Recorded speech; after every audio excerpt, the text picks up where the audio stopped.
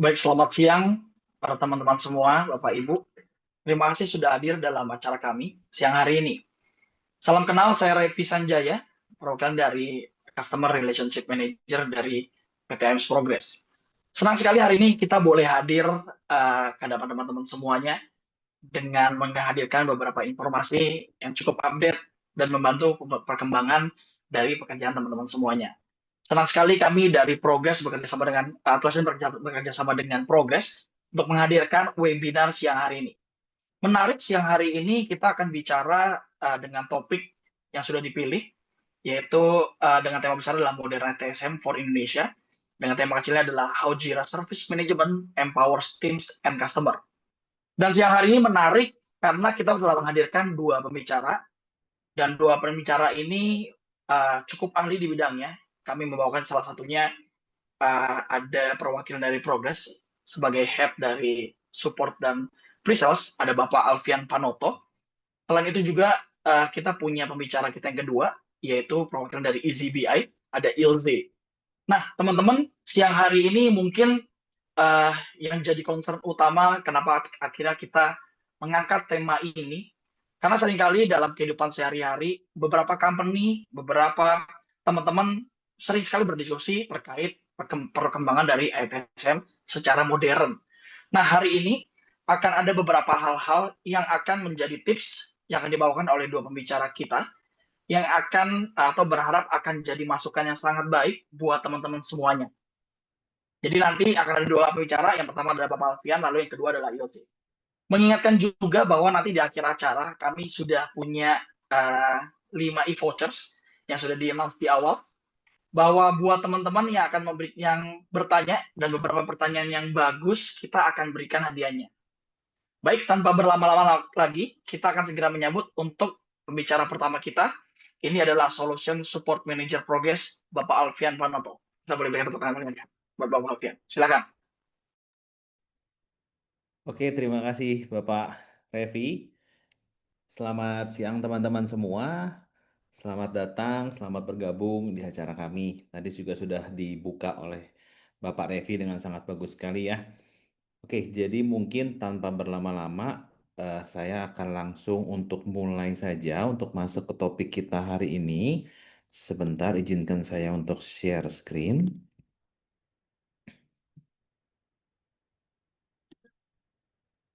Oke, screen saya sudah tampak ya. Seharusnya tidak ada isu. Oke, mungkin saya mulai aja. Thank you buat teman-teman semua yang sudah hadir. Hari ini saya mungkin bahas tentang Jira Service Management, Empowers Teams dan Customers gitu ya. Saya akan masuk berangkat dari awalnya dulu, yaitu saya akan mulai dari ITSM. Nah, karena kita sekarang sudah masuk di era modern, di mana kayaknya istilah-istilah IT ataupun ITSM itu saat ini sudah banyak sekali terdengar. Tapi tetap karena supaya kita semua bisa berbicara dengan konteks yang sama, mungkin saya sedikit jelaskan tentang apa itu ITSM ya. ITSM itu basically IT Service Management, yaitu dia sebuah praktik yang diterapkan di tim IT, karena namanya ITSM ya. Itu tujuannya untuk apa sih? Supaya kita bisa memanage request, insiden, change, dan segala macamnya gitu ya. Nah, mungkin juga ada teman-teman yang hadir di sini yang mungkin secara terminologi itu belum tahu ataupun belum familiar dengan terminologi ITSM. Tapi mungkin juga sudah menerapkan di perusahaan atau di tempat kerja ataupun di kehidupan sehari-hari dari teman-teman gitu ya. Contohnya misalnya kalau kita berbicara tentang di perusahaan gitu ada karyawan baru masuk itu kita berbicara tentang onboarding. Ketika onboarding biasanya butuh laptop. Minta laptopnya ke siapa? Ke tim IT gitu ya. Terus kalau misalnya ada yang butuh akses untuk WiFi misalnya di beberapa company akses WiFi dibatasi gitu ya. Kita butuh akses untuk WiFi untuk supaya bisa masuk. Itu kita requestnya kemana? Pasti bisa mintanya ke tim IT gitu ya. Nah, kenapa sih kita tetap sekarang membahas mengenai ITSM ini meskipun mungkin di luar sana ITSM sudah banyak ya. Nah, karena kalau kita melihat beberapa tahun belakangan ini di Indonesia, terutama di Jakarta saat ini gitu ya, di mana menjadi pusat bisnis dari Indonesia. Kalau kita tahu tentang praktek agile itu ya, itu sudah sangat sering dikumandangkan ataupun sering didengar tentang agile metodologi, itu sudah menjadi hal yang lumrah di praktek software development. Tapi bagaimana dengan IT? Apakah IT bisa juga untuk menerapkan agile? Kenapa kita butuh menerapkan agile? Dan gimana nanti kita bisa menerapkan praktek ITSM yang didukung juga dengan agile gitu ya? Nah, itulah mungkin yang akan kita bahas hari ini. Karena itulah yang bisa membantu kita untuk mengempower tim maupun customer dari sisi ITSM itu sendiri gitu ya. Nah, berbicara tentang ITSM di Indonesia ataupun sekarang ya di zaman-zaman sekarang itu kondisi ITSM itu seperti apa sih? Mungkin saya sedikit menjelaskan tentang backgroundnya dulu. Sekarang itu di ITSM saat ini masih cukup silo. Oke, mungkin di sini masih ada yang bingung dengan istilah silo gitu ya. Silo itu apa sih? Silo itu berbicara tentang proses yang terpisah-pisah. Jadi masih belum terunifikasi atau terunified gitu ya. Jadi masih masing-masing punya tool sendiri, masing-masing punya sistem sendiri. Ini saya bicara masing-masing itu dalam satu divisi dalam satu perusahaan antar divisi, antar departemen gitu. Semuanya punya sistemnya sendiri. Itu adalah silo. Nah, ditambah lagi susahnya itu adalah silonya itu belum terintegrasi.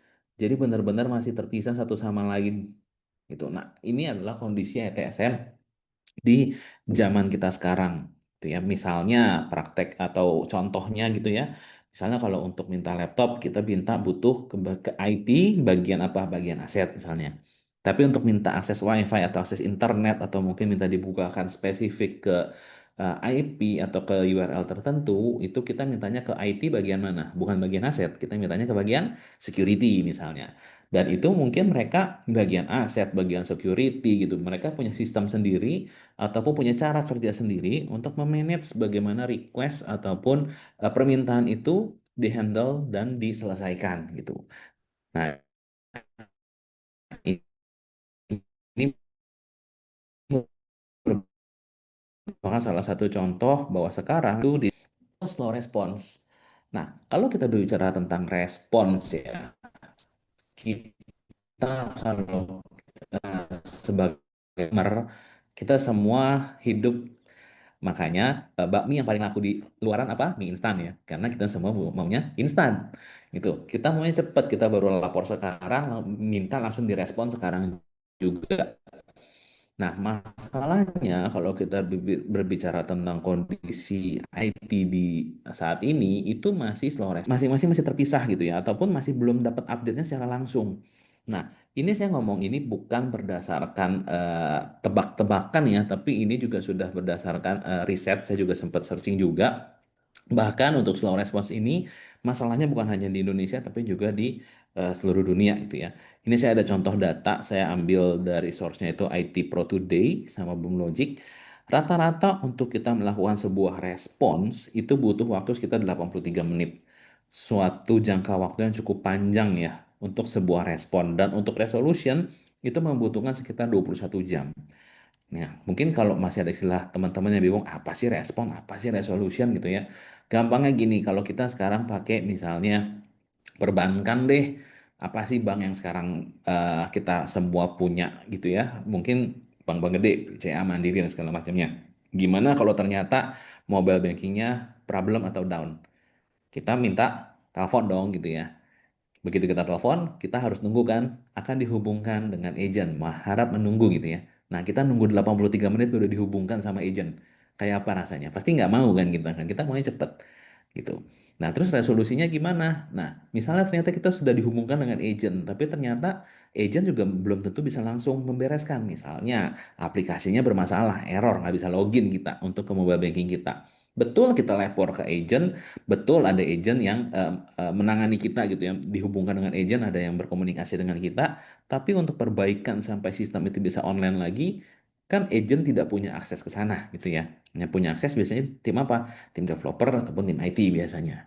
Nah, untuk bisa sampai up lagi itu butuh 21 jam. Mungkin gambarannya teman-teman biar supaya bisa relate ya seperti itu. Dan ini menjadi suatu masalah di tim IT yang harus kita solve ataupun bisa kita tingkatkan gitu ya. Berikutnya apa? Berikutnya adalah lack of visibility. Karena semuanya masih terpisah-pisah, kita jadi tidak punya data yang tersentralisasi. Dari sisi high level management pun untuk mau melihat itu butuh mengumpulkan data. Makanya kalau kita ngomong tentang zaman sekarang ya, orang paling takut kalau udah sampai tutup tutup tahun. Kenapa? Karena semua harus ngumpulin data, ngumpulin lagi, narik semua reportnya, dikonsolidasi lagi, dikumpulin lagi, dikompil lagi semuanya ya. Ini merupakan salah satu aspek dari lack of visibility. Karena harusnya kalau kita sudah menggunakan sistem yang oke gitu, semua data sudah ada di sistem dan itu hanya tinggal klik saja. Kita nggak perlu takut lagi kalau kita sudah harus tutup tahun, tutup buku, dan segala macamnya.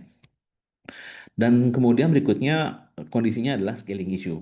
Nah, kalau kita berbicara tentang scale, ini konteksnya adalah kalau perusahaan kita berkembangnya cukup pesat gitu ya, ataupun cukup cepat. Terkadang sistem yang kita gunakan atau sistem ITSM yang kita gunakan itu tidak bisa untuk apa namanya, tidak bisa mengikuti. Jadi begitu banyaknya permintaan yang masuk, bisa jadi sistemnya down atau makin atau lain sebagainya gitu. Nah, yang terakhir mungkin yang saya rangkum di sini adalah otomasi yang limited. Jadi karena semuanya masih manually proses, hal ini tidak memungkinkan dan tidak terintegrasi ya karena tadi silo. Hal ini tidak memungkinkan kita untuk melakukan otomatisasi dari satu tools ke tools lainnya. Gitu. Nah, ini semua adalah yang menghambat kita dalam kita menerapkan atau meningkatkan empower dari customer ataupun tim kita supaya kita bisa meresolve masalah dengan cepat gitu. Nah, gambarannya ya kalau kita berbicara ITSM tradisional, mungkin istilah saya nih sekarang kita masih hidup di zaman ITSM yang tradisional, kita menuju ke modernisasi gitu ya. Nah, ITSM tradisional itu didesain untuk menyediakan IT infrastruktur yang stabil dan reliable. Yang bisa dicapai, gimana caranya bisa stabil dan bisa reliable, itu melalui proses dan kontrol yang ketat. Jadi SOP-nya banyak, harus ini itu dulu dan segala macamnya. Nah, kalau kita berbicara tentang modern ITSM, which is definisi saya modern ITSM itu adalah ITSM yang dikombin dengan Agile. Karena sekarang yang lagi berkembang di dunia IT itu adalah Agile metodologi. Nah, modern ITSM itu berbicara tentang kecepatan dan agility juga. Dengan fokus memberikan atau menyelenggarakan layanan baru secara cepat untuk bisa memenuhi kebutuhan customer. Which perubahan kebutuhan customernya juga terus berubah dengan cepat gitu ya. Karena semakin ke depan teknologi semakin maju, kebutuhan permintaan semakin aneh-aneh dalam tanda kutip ya teman-teman ya. Nah, poin penting pembeda lainnya antara tradisional dan modern ITSM itu jumlah atau tingkatan otomatisasi yang terlibat. Tadi saya sudah mention di depan, itu kalau tradisional ITSM itu masih limited automation. Tapi kalau kita mau agile, kita mau cepat, itu semuanya harus serba otomatis. Nah, artinya jumlah otomatisasi yang kita gunakan pun juga harus banyak. Which is secara infrastruktur juga harus mendukung untuk kita bisa melakukan hal itu. Nah, berbanding terbalik dengan modern ITSM yang sangat bergantung pada proses otomatisasi, tradisional ITSM itu masih sangat mengedepankan manual proses. Kenapa? Karena sangat banyak SOP-SOP yang harus dilengkapi, gitu ya. Nah, kalau kita berbicara tentang modern ITSM, ini mungkin gambaran kasarnya saja ya, di mana dari tim bisnis, tim software, tim IT ke depannya berkembangnya itu akan menerapkan service management tools masing-masing. Gitu ya. Tujuannya apa sih? Tujuannya supaya kita bisa break the silos. Artinya nggak masing-masing divisi punya sistem sendiri, tapi bisa menggunakan satu sistem yang sama. Which is semua data di sana, reporting dari sana, visibility bisa ngelihat dari sana, dan segala macamnya. Nah, that's why kami di sini sebagai partner dari Atlassian itu membawa produk namanya atau tools namanya JSM, Jira Service Management. Dengan tagline-nya Unlock High Velocity Teams, yaitu supaya kita bisa meresolve dengan cepat.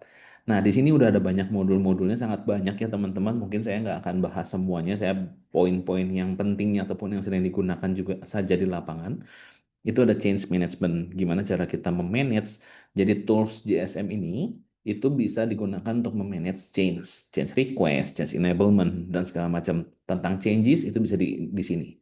Kemudian ada request management. Apa sih bedanya change sama request? Gampangnya kalau kita ngomong change management itu biasanya perubahan yang membutuhkan approval. Contoh perubahan sistem, ada rilis sistem baru, penambahan modul baru, itu kita berbicara tentang change management. Kalau request biasanya apa sih? Request itu permintaan simple biasanya. Contoh misalnya minta laptop. Itu request. Itu tidak termasuk change. Itu ya. Biar agak lebih kebayang dan bisa relate nih teman-teman nih. Kemudian berikutnya juga ada incident management. Insiden itu kalau kita berbicara ada suatu kejadian yang mendadak. Aset tadi untuk mendata laptop dan segala macamnya, CI, configuration item management juga, dan juga ada knowledge management gitu. Nah, ini semua modul-modul yang ada di dalam JSM dan memang bisa kita gunakan untuk unlock high velocity teams karena semuanya sudah jadi satu gitu ya. Mungkin saya akan deep dive sedikit tentang JSM itu juga. Basically dia kenapa dia bisa cepat? Karena dia sudah ada pre-built ITSM template ya. Artinya begitu kita menggunakan Jira Service Management ini, dia sudah ada template yang sudah siap digunakan. Jadi the moment kita subscribe ke Jira Service Management karena ini on cloud ya, jadi ini kita tidak perlu install, kita tidak perlu siapkan apapun infrastructure atau apapun kita nggak perlu siapkan, sesimpel kita hanya subscribe. Begitu kita subscribe hanya hitungan menit, mungkin sekitar 5 sampai 10 menit itu sudah siap untuk digunakan. Karena dia sudah ada template-nya. Jadi ini sangat-sangat ringkas dan sangat mudah sekali untuk kita mulai menggunakan JSM ini. Gitu. Nah, terus gimana nih JSM bisa empower teams dan customers nih? Aplikasinya seperti apa sih? Kenapa? Hubungannya apa gitu ya? Nah, mungkin saya akan berangkat dari eh, definisi tentang teams dan customer itu sendiri ya. Nah, teams apa, customer apa? Mungkin kalau terminologi saya gitu ya, teams itu adalah tim yang bekerjanya, sedangkan customer adalah requestornya. Jadi gampangnya itu kalau kita berbicara tentang request misalnya, ada yang butuh laptop, yang mensubmit request itu customer, tapi yang menyediakan atau menghandle request itu adalah teamsnya. Ya, jadi gampangnya Teams itu adalah tim kita internal, sedangkan customer itu adalah customer eksternal yang membutuhkan services atau layanan dari tim itu sendiri. Nah, buat tim internal kita, apa sih yang bisa kita empower? Nah, yang pertama itu adalah, tadi saya sudah bahas juga, Unified Platform. Dengan menggunakan satu JSM ini untuk semuanya, maka ini menjadi suatu proses yang unified dan tidak ada silo lagi. Jadi ini istilah lainnya adalah break the silos. Kita gabungkan semuanya, tapi tentu saja dengan tidak menghilangkan proses bisnis ataupun critical point yang memang kita butuhkan ya. Jadi itu tetap bisa dijawab dengan menggunakan JSM. Jadi nggak ada lagi nanya-nanya data gitu, semuanya udah ada di sini. Automation dan AI. Nah, berbicara tentang automation, JSM sudah dilengkapi dengan automation. Yang di sini saya bisa bilang automationnya sangat-sangat powerful. Dalam artian dia bisa mengotomatisasi proses yang bahkan sampai integrasi ke sistem di luar Jira itu sendiri. Biasanya tools-tools lain itu automationnya itu cukup powerful. Kenapa? Karena dia hanya bergerak di dalam sistemnya sendiri. Tapi untuk JSM ini automationnya itu bisa bahkan sampai ngehit API ataupun webhook atau apapun lah ya ke aplikasi lain. That's why dengan kita menggunakan automation ini itu bisa cukup, saya bisa bilang limitless potensial bisa di-unlock ya dengan kita menggunakan automation ini. Dan spesifik untuk AI, mungkin saya sedikit mention di sini ada namanya Atlassian Rovo. Rovo itu apa sih? Atlassian Rovo itu adalah agent AI ya yang dimiliki oleh Atlassian dan sangat berguna dalam keep us updated terhadap apapun yang ada di Jira ataupun di Atlassian ekosistem saat ini. Contoh kita biasa menggunakan buat apa? Searching informasi, update status, bahkan juga bisa menyajikan update atau history terkait hal yang kita butuhkan. Gampang, analogi gampang gini, gimana kalau kita punya orang baru, IT agent baru, tiba-tiba disuruh menghandle sebuah tiket yang cukup kompleks. Dia butuh nyari datanya kemana-mana ya. Dia butuh tahu istilah-istilahnya, mungkin ada istilah-istilah yang spesifik di company, kemudian produk-produk yang dipakai, digunakan oleh company. Dia harus keep up dengan hal itu. Nah, dengan menggunakan Atlassian Rovo, itu bisa disummarize semuanya. Jadi dari sisi customer atau sorry dari sisi tim itu bisa dengan cepat update dan bisa keep up untuk membereskan tiket-tiket yang masuk meskipun dia masih baru. Gitu ya, teman-teman. Berikutnya apa? Integrasi dengan Atlassian. Tadi saya sudah mention juga tentang automation, itu bisa integrasi kemana-mana, apalagi kalau kita berbicara dari Atlassian produk itu sendiri. Contohnya nanti ada Jira, ada Bitbucket, Confluence, dan segala macamnya. Dan juga tadi real time visibility saya sudah mention juga, dan yang terakhir mungkin ini yang mau saya highlight juga adalah flexibility-nya. Jira atau Jira Service Management ini sudah dilengkapi dengan kemampuan untuk kita melakukan kustomisasi yang cukup sangat sangat sangat kompleks gitu ya, mulai dari yang simple sampai sangat kompleks sekalipun bisa dijawab melalui Jira Service Management ini. Ini sudah proven karena kami juga sudah banyak implementasi JSM di berbagai customer-customer kami, baik dari yang simple maupun sampai yang kompleks sekalipun. Yang kompleks itu yang workflow-nya itu berjumlah sampai ratusan gitu ya. Dalam satu kali proses dari end to end itu bisa dijawab dengan JSM. Gitu. Jadi ini gimana caranya kita bisa mengempower tim kita supaya kita bisa resolve dengan cepat, gimana caranya kita bisa memanage pekerjaan dengan baik, gimana caranya kita bisa meningkatkan value yang kita deliver ke customer-customer kita. Nah, dari sisi customer, ada apa sih yang bisa kita empower gitu ya? Nah, JSM punya tools untuk self-service portal. Jadi kita bisa kalau ada kebutuhan atau apapun gitu ya, kita bisa self-service. Jadi kita nggak perlu ketergantungan sama agent. Nah, ditambah juga dengan adanya omnichannel support, which is bukan hanya self-service portal. Betul, self-service portal itu yang paling intuitif ya. Tapi kalau ternyata nggak punya akses ke self-service portalnya, ada banyak channel-channel lain di mana kita bisa mengajukan request. Baik itu dari sisi email contohnya, atau kita bisa masukin juga widget gitu ya di website kita gitu. Jadi ada banyak cara, makanya di sini dibilangnya omnichannel support untuk kita mensubmit support. Dan tentu saja karena diperkuat dengan AI, automation, dan lain sebagainya, itu bisa mendukung menghasilkan value faster resolution. Karena semuanya bisa diotomatisasi. Proses-proses request-request yang simple itu bisa dibereskan dengan cepat melalui AI ataupun automation gitu ya. Nah, kedepannya mungkin kalau boleh sedikit apa namanya memberikan gambaran gitu ya, kedepannya semuanya itu akan semua terotomatisasi dan terintegrasi, baik dari sisi IT, developer, mungkin nanti ada infra juga, kita berbicara nanti HR, finance dan segala macamnya semua nanti kedepannya itu akan bisa menggunakan ini. Istilahnya Atlassian itu adalah ISM ya, Enterprise Service Management. Jadi JSM sudah siap untuk di scale up sampai ke level sana. Gitu. Mungkin terakhir dari saya mungkin saya sedikit cerita saja. Sekarang lagi banyak, lagi booming game Roblox ya. Siapa sih yang nggak tahu di sini? Kayaknya Gen Z semuanya udah tahu tentang Roblox. Ternyata Roblox menggunakan Atlassian loh. Nah, di sini ada senior technical programmernya. Itu dia bilang, for the two teams we've already migrated from Rike to Jira, each of those will amount to 150.000 US dollar per year in savings. Mereka bisa menghemat sekian banyaknya. Jadi value yang bisa ditawarkan oleh JSM ini sangat-sangat bagus buat teman-teman.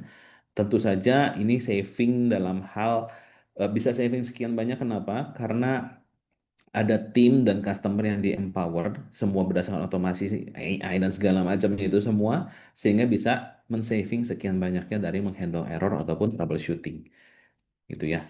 Dan satu lagi juga mungkin ada sedikit tentang Jira dan Confluence. Dengan menggunakan Jira dan Confluence dan automated reporting ya, kita sudah menyimpan ataupun bisa menghemat 800 jam dan 500.000 per tahun. Gitu, ini dari Agile Delivery Global E-commerce. Gitu, mungkin untuk sesi kali ini itu yang bisa saya sampaikan untuk atau saya sharing ke teman-teman. Terakhir mungkin kami sebagai Progress, sebagai Atlassian Partner, itu kami sangat-sangat ingin membantu teman-teman semua untuk mengadopt teknologi dalam mencapai goals ataupun value yang diharapkan oleh teman-teman ya. Jadi jangan sungkan kalau memang mau tahu lebih lanjut nanti bisa hubungi tim kami nanti dari webinar ini. Mungkin itu saja dari saya kembalikan ke Pak Revi. Terima kasih semuanya, selamat siang. Baik, terima kasih Pak Alfian. Presentasi yang luar biasa. Terima kasih untuk informasinya. Nah, buat teman-teman semua atau Bapak Ibu, saya percaya dari beberapa hal yang sudah disampaikan oleh Pak Alfian, rasanya ada beberapa pertanyaan ya. Karena presentasinya menarik dan banyak poin yang bisa kita ulik dan menjadi bahan diskusi. Nah, teman-teman semuanya, di bawah layar Bapak Ibu atau teman-teman sudah ada box Q&A. Jadi teman-teman bisa menaruh pertanyaannya. Nanti setelah ini kita akan masuk ke sesinya Ilze, speaker kedua kita. Nah, Bapak Ibu atau teman-teman bisa bertanya dengan menaruh pertanyaan Anda di box Q&A terkait dengan sesinya Pak Alfian. Baik. So next we will be moved to our second speakers. This customer support and marketing from EasyBI. So please welcome Ilze. Hello everyone. Hello in Jakarta and Indonesia. Greetings from Europe, from Latvia, from Riga. It's morning in our side of the continent, so good morning and good afternoon for you all. So I couldn't follow the talk what Alfian was telling, the story, but I could see the slides, and I would say that my story about communication in this ITSM process is just about that, about the main principles, how ITSM processes in modern world should be provided. So I will share my my screen, and we will start with my story that will continue Alfian's story. So as I said, as Ravi said, I'm from EasyBI, reports and charts for Jira and Confluence, and we work closely with Progress, and they help our customers to work with reporting, because providing services is a complex task, and we all saw those diagrams. Even in modern world, there are at least 3 big groups that are involved, but usually there are multiple teams in each party, and there are involved more than a couple of teams that have to communicate between each other to understand if this whole complex process is provided as best as possible, and if satisfaction from from all sides is reached. So therefore I will tell about how to communicate with reports. So we can communicate as humans in different ways, with language, with audios, visuals, touch, emotions, gestures. I'm gesturing right now as well. And those are all necessary and important ways to communicate. And you can do that on daily basis, and also when providing services, you talk with each other, you send emails, you meet in meetings, etc. So, but you can enhance this experience, this communication experience, and with facts. And facts are the way how to communicate in most effective way, to have this instant understanding what we have, to ensure this visibility, what Alfian mentioned as one very important part in ITSM processes, to break silos, which also is very important in those processes. And and reports is the way how we convey data between humans. So we are not machines, we are humans, so we need to see information, to understand what is there, and to share it. So reports are great aid to make communication more clear and meaningful, and to show some patterns and improvements, etc. So a few words why reporting is so important. First of all, reports is some kind of agreement of what, how, and why to measure. So it's agreement between all involved parties on what to focus on in this process, what we will measure, and how to move towards the goal. So you know that in with one customer, it's important to answer very quickly. So the main focus is on fast responses and that part of the communication of the process. For other customers, it's important that everything is deployed very fast and there are no interruptions in their critical services. So in different projects, with different customers, there are different metrics and different goals we want to reach. So reports is some kind of agreement. So you have to say how we will measure that we want to measure. So what is the way how we say, yeah, we did a great job. So in one project, done means only when for instance the bug is deployed in the production environment. In other projects is something else. So reports are agreements on what to focus on. Secondly, service providing is complex and there are a lot of teams involved and each team works with their own tools. Yeah, they are probably all in Jira, in GSM, but there are also apps, there are also other data sources. So to look on this process together, you have to look on all those data together.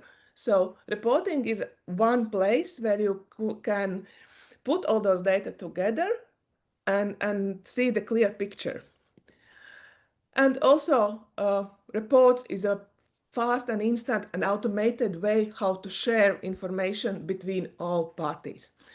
So it's not like writing emails, but there is a report, and if we all can see that, we are on the same page. So you probably have your own reporting tools. I hope some of you have EasyBI, but that's okay if you use other tools as well. I am working for EasyBI, therefore I will tell the story using EasyBI. So few words for those who doesn't know what EasyBI is. EasyBI is a business intelligence app for data analysis, visualization, and has this integration with Jira and Confluence. Also integration from all most popular third-party apps from the marketplace, also with the possibility to add data from other applications, from databases, from files. And we can analyze data. We retrieve data from those apps. We can analyze them. We can visualize in beautiful charts, very easy to perceive and to share. You can go deeper in data. I will show that and share this information across all the teams in different places for the most for convenience.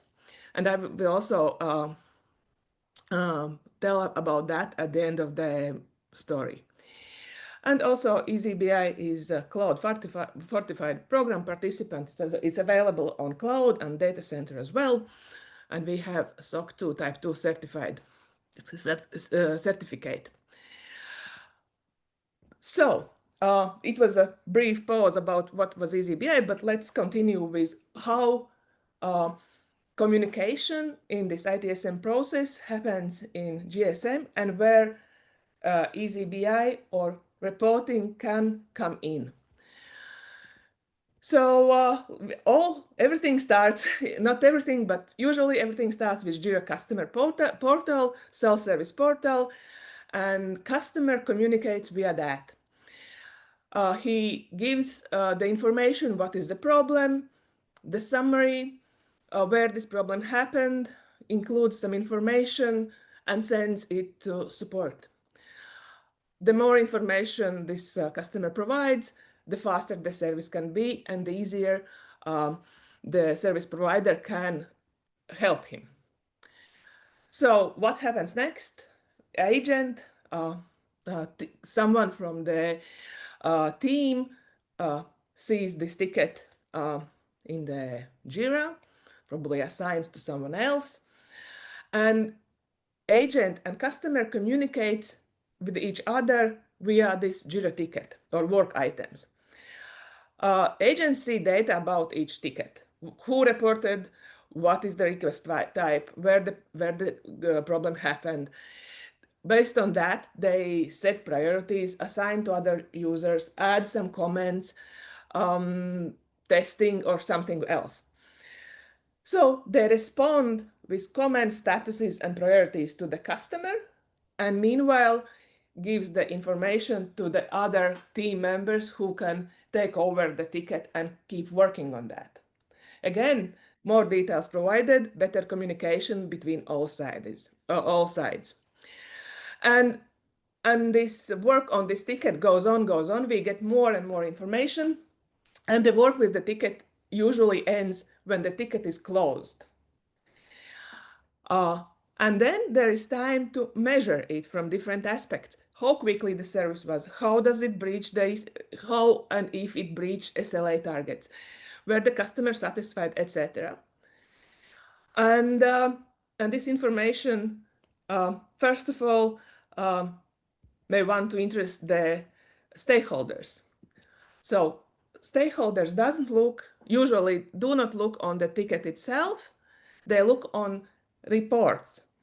They get information from charts, from dashboards, and then they can assess if the process was okay and give and then work towards how to improve that, work with team, work with customer, etc. So what GSM data we have in EasyBI reports to provide this flow? We have built-in integration with GSM data, including asset data. And we have predefined metrics to analyze most frequently used information.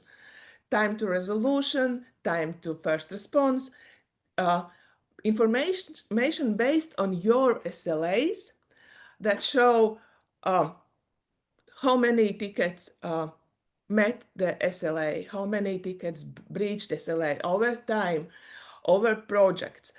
Also, you can easily see the percentage of met and breached issues and if it's okay for your agreement. So, of course, each customer, in each agreement, we have different target value for breached and met issues. So you can all see that instantly using EasyBI reports. This is one of the out-of-the-box reports we have. We have some sample reports, and then the rest of reports you are creating by yourself. And you can ask our solution partner Progress to help with that. But as I mentioned, EasyBI is not only a simple reporting tool, this is business intelligent. What does it mean? Always behind all the reports, you can see data and see how those data are split by different categories. For instance, to see breached issues by priority, how many from breached issues were high priority or low priority, and then to look closer to those tickets, for instance, and even to go to Jira and see what happened here and why there were problems with that. So, of course, probably the stakeholders won't do this analysis to the detailed issue, but other team members might want to do that. Also, you can analyze those SLA data by assets information as well. So in my example, we have business services as asset, but there could be other assets as well. So you can see this information not by time, this time to this SLA fulfillment, but by business services from assets. One very important aspect is to measure customer satisfaction. And you can do that also in EasyBI, but it would be great if you could do that also in your reporting tool. Also, customer satisfaction is thing you have to communicate between the teams, between stakeholders, how your customer evaluates the service. And this chart illustrates average satisfaction count of votes. and there can be added some visualizations, so it would be more eye-catching. Also, of course, it's important to analyze different aspects like first response or or resolution time. As Alfian mentioned, the average resolution time is 21 hours and first response is 83 minutes. But imagine if you are very fast to answer this first response, but you are lacking this resolution, or vice versa. Will your customer be satisfied? Probably yes, probably no, but we do not want to guess. We can create a report like this SLA fulfillment report, where you analyze both SLA criteria, first response and resolution time, in the same chart, and see average satisfaction by each month and average SLA fulfillment by each month or week, and then analyze this information together. Which SLA fulfillment impacts the customer satisfaction more? As I mentioned at the very beginning, there are customers who need this very fast reaction, and they understand that the resolution might take time, and there are other customers who probably are not very interested in very fast responses, but the resolution times are most critical. So again, when you analyze this information together, not separately, but look on those data together, it is very insightful information that can give you more ideas what to improve and how to get the satisfaction rate higher. Also, those were more detailed reports, but also it's important to have some summary reports, so you can see on the glance if we are in a good place or not right now. In this report, we can see, it seems there are red numbers, which seems that our target is not met, that it's not good. But time to resolution trend is going down, it's probably good. Or if it's red, it's probably not. So those reports you create, when you create, you understand what you want to show, but those are reports that shows this information on a glance, if we are there or not. This is also a good aspect of reporting. And this is a quite different report. This is detailed report, which is more like a not workload report, but that shows where the most typical support tickets are coming in from, which departments. Probably it's for internal use. So yeah, you analyze it very differently, but also this information can give you more information. Again, analyzing issue information that comes together with some assets data. So in EasyBI, Alfian also mentioned Rovo, and of course, using AI is very, very important nowadays, and how reporting can benefit from AI. In EasyBI, we do not use Rovo. We use our built-in EasyBI AI assistants. We have 3 of them: Report Builder Assistant, MDX Assistant, who helps to create formulas, and JavaScript Assistant that helps to achieve more complex reports, data for more complex reports. So how this Report Builder Assistant works, it's built in the EasyBI, it's included in the price, of course. So let me show you. Oh, sorry, let's go back. And again, yeah, we have this button, which is AI Assistant. It's always available for cloud. You write down what report you want to create.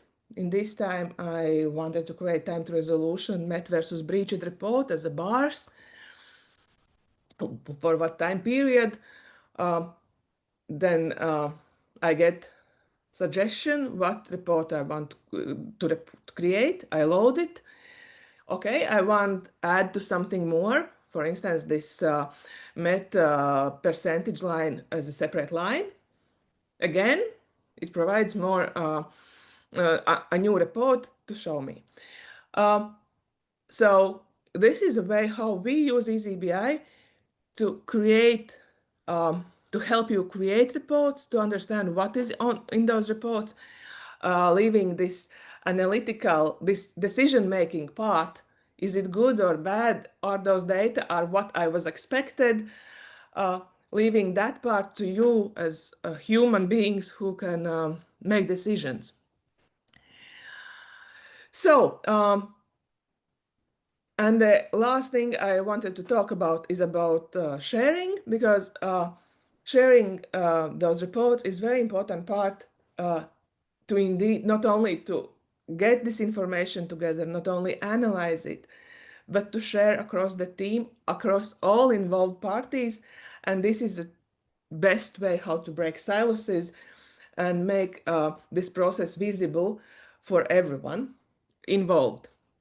Of course, taking into account all the security things and what each person must see and what have to be shared only in a smaller group. Okay, why sharing information is so important? First of all, it enhances communication and motivation, and people know what matters. What is the common goal? We, again, as humans, we want to be a part of something meaningful and want to see that our job matters, that our work matters, and how we can contribute to the common goal. There is no joy to do something that is useless. So if we know that we are part of something bigger, we are part of the process, and our job is meaningful, and it gives us motivation. And reports is a very good way to show your work matters. You see, if you work as expected, we get there. Also, it improves performance. It is known that we do better on things we measure. So again, as we discussed at the very beginning, reports are agreement what to measure and also what not to measure, because we can't measure everything, but we get better on things we measure. And yeah, again, very humanly, it avoids rumors. We see numbers, we see red, green, good, bad. It avoids those rumors that somebody is angry and there are problems, but nobody talks about it, and etc. Yeah, you see data, you can assess it by yourself. So, and one main principle we use in EasyBI, that reports must be shown in places where people work. So yeah, we create reports in EasyBI, and we put reports together in meaningful dashboards to tell the story, to show some summary, to show some more detailed aspects of this process, and we create reports in EasyBI. And those reports and those dashboards should be as simple as possible. Charts should help communication, not give additional frustration and misunderstanding. So therefore, we say put those reports in places where people are working. For agents, most possibly it would be Jira dashboard, where they see SLA information together with standard Jira reports, with other app reports. So this is their place where to see what is actual for them. So Jira dashboard is one place. Also, for customers, they are not using your EasyBI directly. They are not coming to your Jira, but they use Customer Portal. And you can publish EasyBI reports also on Jira Customer Portal. So decide which reports are those that is interesting for customers and publish them. They would be probably the same reports your team sees. So again, the team, the customers will be on the same page. They will both all understand what is going on. And of course, there is always emails, and we have people, of course, who doesn't use either Jira or customer portal, high management, for instance, they prefer probably emails. They can get those dashboards in their emails using dashboard subscription. Just say when the dashboard must be emailed there, and they will receive PDF. If they are not going to Jira or Confluence page, where you can also publish EasyBI. So they will receive it in emails. And also nowadays, when we have so many information available and you can even drown in this information, it's important to receive this information in the right time. So also one is on the schedule, but another one is when something goes wrong. So you can set alerts and get information when things are not very good. So the value is extreme. So wrap it up. Reports is the best way to communicate ITSM process results between all involved parties. It helps you to do what good ITSM process must do, break silos, make it visible, use automation as much as possible, because reports are, when set up, they are automated. They give you instant answers. This is not slow response. It beats slow response. And it is a good way where you can see what must be improved and to improve your ITSM process. Thank you, and I hope there will be some questions, and I will answer those questions after Alfian, I guess. Okay, thank you so much, Ilse. It's a great and awesome presentation. And the audience will write down their question regarding on your presentation. You can open them in the Q&A box. Oke, baik Bapak Ibu, ini cukup mengejutkan karena kotak pertanyaannya cukup banyak sekali yang bertanya. Oke, baik, nextnya kita akan ada sesi menjawab pertanyaan dari teman-teman semua dari audiens. Harusnya akan ada 2 sesi. Yang pertama Pak Alfian akan jawab, lalu setelah ini akan ada pertanyaan untuk Ilse. Teman-teman bisa silakan kalau ingin bertanya dengan Ilse bisa menggunakan bahasa Inggris atau bahasa Indonesia. Kalau dengan Pak Alfian kayaknya bahasa Indonesia aja kali ya. Baik, tanpa berlama-lama saya persilakan Pak Alfian untuk boleh merespon pertanyaan-pertanyaan yang ada di box Q&A. Silakan Pak Alfian. Oke, terima kasih Pak Revi. Mungkin saya akan jawab secara agak cepat ya, karena saya menghormati waktu teman-teman semua.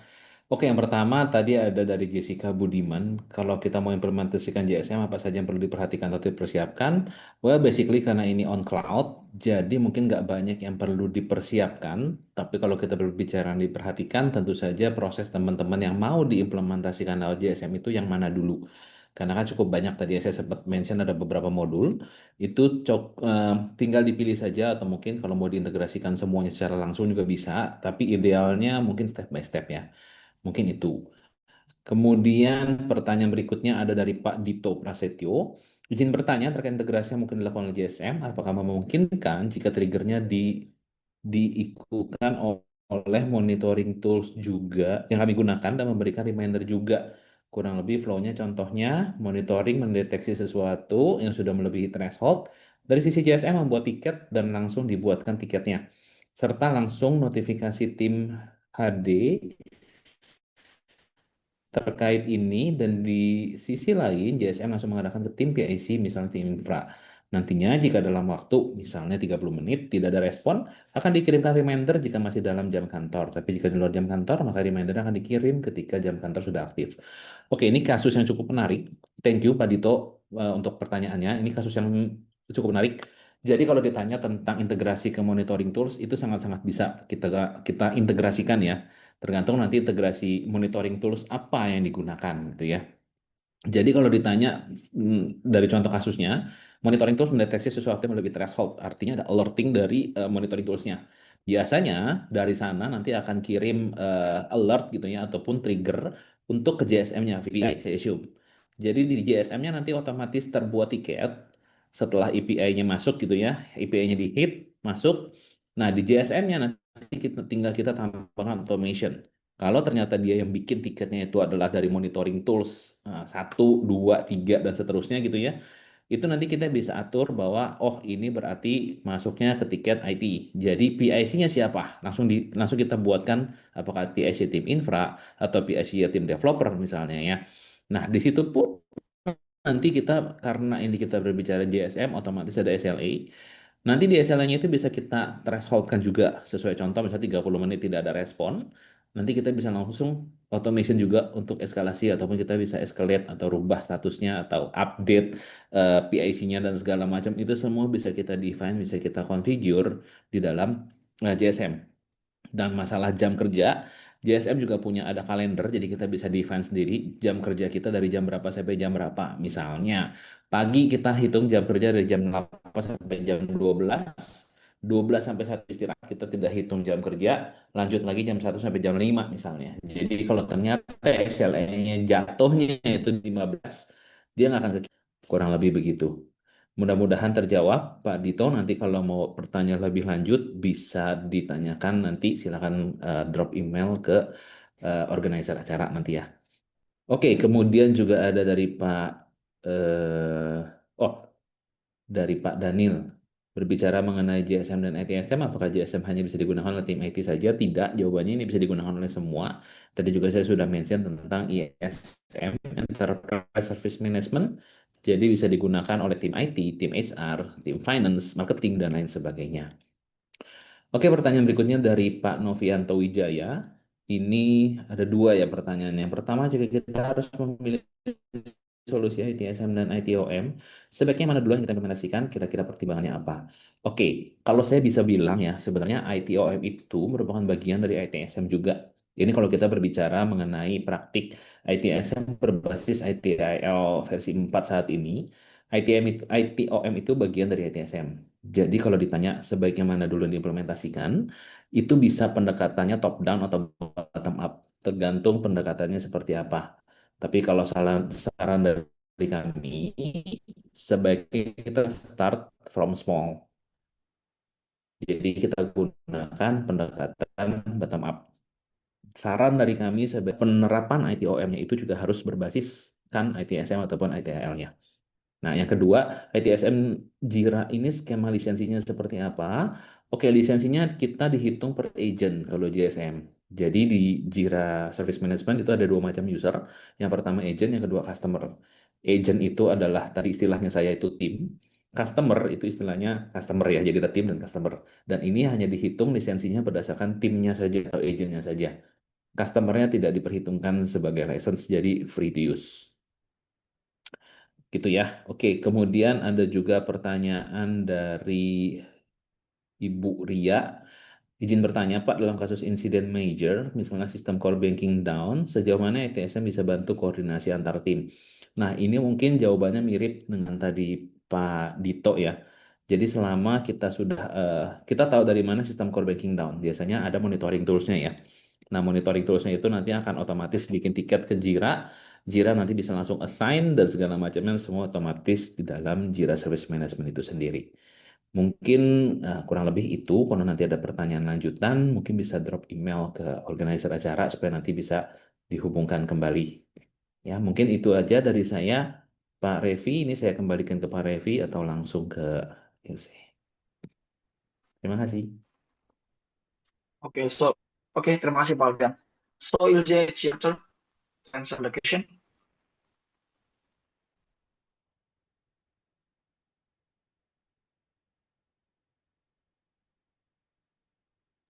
Hi, Ilse. Did I miss my cue? Yeah. Sorry. Yeah, I have also some questions. Thank you. And one question is, can we integrate EasyBI with other BI tools like Power BI or Tableau? EasyBI, Power BI, Tableau, they are the tools from the same category. They are all business intelligence tools for data analytics. They do not store information. They are retrieving information from the Jira and other sources and transform it in a way that is easy to use for analytics. And in typical case, you do not need all the tools. Actually, you can, if you are good with Power BI and you use Power BI for Jira data, and you are satisfied with that, actually you do not need EasyBI, because Power BI will probably do the same if you are satisfied. There are differences, of course, between those tools, as usually are between tools. In EasyBI is integrated with Jira, therefore it will be easier to get the information from Jira. You won't need to make this transformation process. You can walk between EasyBI and Jira quite easily, and it's easier to analyze change information or historical information in EasyBI. Yeah, there are very rare cases when you have those big data warehouses and you calculate something very important there and you want to get from one to another. But this is not a typical use case, and then we have to talk what is it there and why you need that. But yeah, typically choose one tool which suits you, which help you in reporting, where anyone can create reports, get the information from there, and to ensure this information and communication flow. So this was one question, and then I have question. We store some additional information about ITSM process in Google Sheets, and what to do there? Can we analyze it together with other GSM data? Yes, in EasyBI you can import data from different data sources and also analyze it together with Jira information. If you have some links, not links, but this information is related to issues. For instance, I don't know, you can, what do you store in those Google Sheets? But for instance, if you store rates or for users, then you can import this user rate and then calculate some information based on logged work and user rates. What is the total volume amount for this user in this month, for instance, in money. Yeah, you can do that, so it's possible. And I have one more question. Hi, Ilse. We do not use ITSM specific information. Our SLIs are based on status transitions. For instance, how long issues was in status open? Can you do SLA reports based on that? Yeah, because SLAs can be based on different information. Of course, it's easier if you have GSM process set up and then you just select, I want to analyze this SLA, time to first response or time in status, and then there is easier to get this information from Jira, because GSM already calculates the elapsed hours, breach statuses, etc. But also if you, for instance, analyze how long issues stayed in statuses and it indicates that SLA is or not fulfilled, yes, you can do that. We have different metrics based on status changes, how long issues stayed in each status, what was the average time in status, when the first transition to this status or from this status happened, and to which one. And can also analyze issue cycles. If you have like 5 statuses and it indicates the whole cycle, and you have to say the issue was in those statuses not longer than a period, time period, yeah, you can do that. Then definitely those won't be Jira, those won't be GSM standard reports, standard information reports, but you can definitely do that in EasyBI. Yes, it's in the base, in the EasyBI standard information, this status changes. Okay. Thank you for the questions.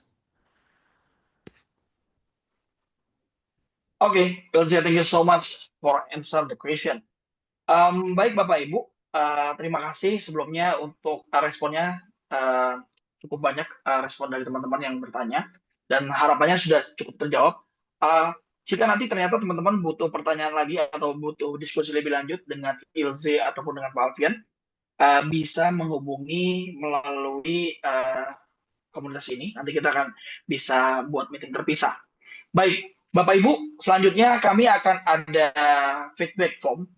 Nanti berharap teman-teman bisa scan, lalu sudah ada di layar juga. Jadi nanti Bapak Ibu silakan untuk bisa scan terkait event kita hari ini.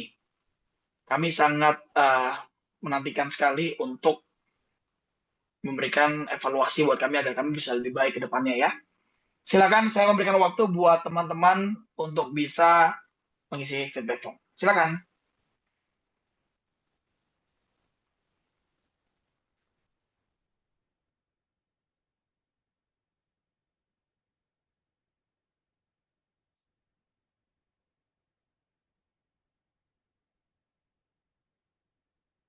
Menginformasikan juga bahwa nanti kita sudah akan mengundi 5 penanya terbaik kita yang akan kita berikan hadiah siang hari ini. Nanti teman-teman bisa cek di email, oke? Siapa aja yang dapat, pasti semua orang akan menanti-nantikan ya. Barangkali Anda adalah penanya terbaik kita siang hari ini di acara webinar kita hari ini. Baik, saya masih memberikan kesempatan buat teman-teman mengisi feedback form kita. Sudah cukup banyak yang mengisi, saya lihat.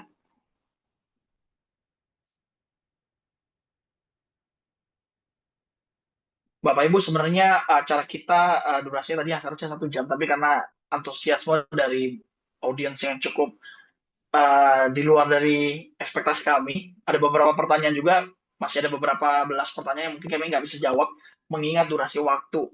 Jadi buat teman-teman sekali lagi, bisa melalui email yang akan terhubung dengan Atlassian Community. Kita bisa atur untuk meeting terpisah, oke?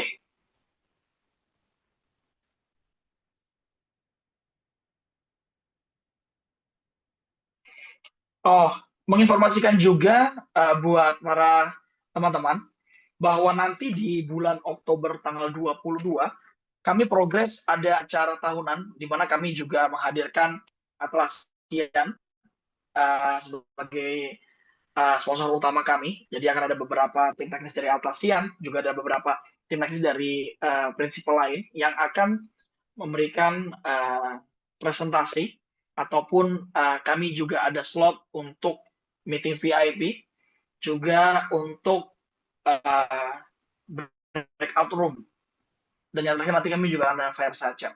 Jadi Bapak Ibu, kami sangat berharap Bapak Ibu hari ini nggak cuma 1 kali acara webinar, tapi kami sangat berharap Bapak Ibu bisa hadir ke acara ProgressCon kami yang diadakan setiap tahun. Jadi sangat mengundang Bapak Ibu, dan mungkin nanti kami akan infokan melalui pendaftaran Bapak Ibu, kami akan kirimkan email untuk invitation acara ProgressCon kami.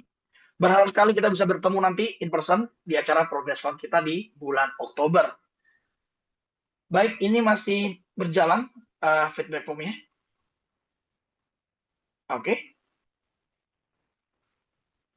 Baik, saya sudah di-share. Terima kasih sekali untuk Bapak Ibu yang sudah mengisi feedback form kita. Berharap dari ini kami akan mengevaluasi dan memberikan webinar next-nya lebih baik lagi. Baik, saya rasa itu saja. Terima kasih sekali lagi Bapak Ibu yang telah hadir dan join di acara webinar kami. Berharap next kita bisa bertemu in person di acara Atlassian Community. Akhir kata, saya Revi Sanjaya mewakili seluruh kru yang bertugas. Mohon pamit. Terima kasih semuanya. Bye-bye.